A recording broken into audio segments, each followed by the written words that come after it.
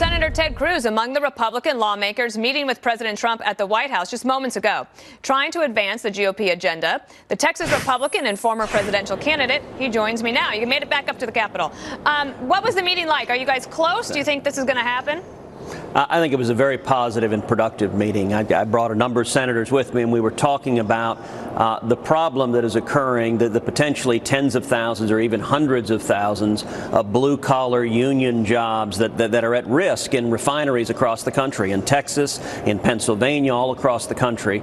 And they're at risk because of a regulatory system that is broken down. And right now, these refineries are spending hundreds of millions of dollars to buy these artificial credits that speculators have driven up to stratospheric costs. It doesn't make any sense. Right. And this conversation was all about finding a win-win solution that saves the jobs of the blue-collar working-class refinery workers, and at the same time that helps corn farmers sell even more corn. And I think there is a win-win solution, and we had a very productive conversation moving towards that solution. Was there any conversation about the potential government shutdown?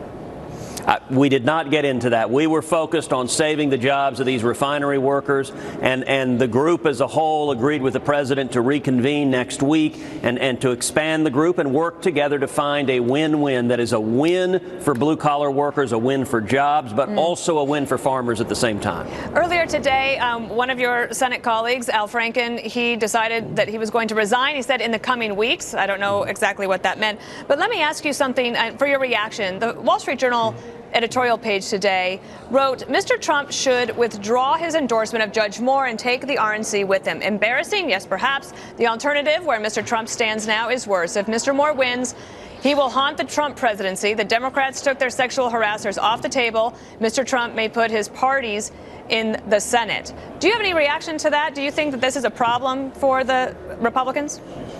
Well, I think the allegations against Al Franken were serious. They came from multiple women, and I think he did today what he had to do. I wish him well in his next chapter of life. I think we similarly saw very serious allegations against Democratic Congressman John Conyers, and he likewise announced he is resigning because those allegations appear to be backed up and credible and true. And I think that was the right thing to do as well. Concerning Roy Moore, the allegations that have been leveled against him are serious.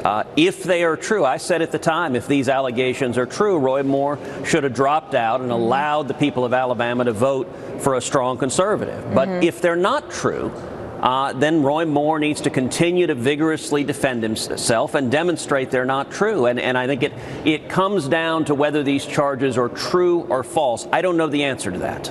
Okay. Well, I don't know if we're going to get it, but the voters will decide on Tuesday. Senator Ted Cruz, thanks so much. Thank you, Dana.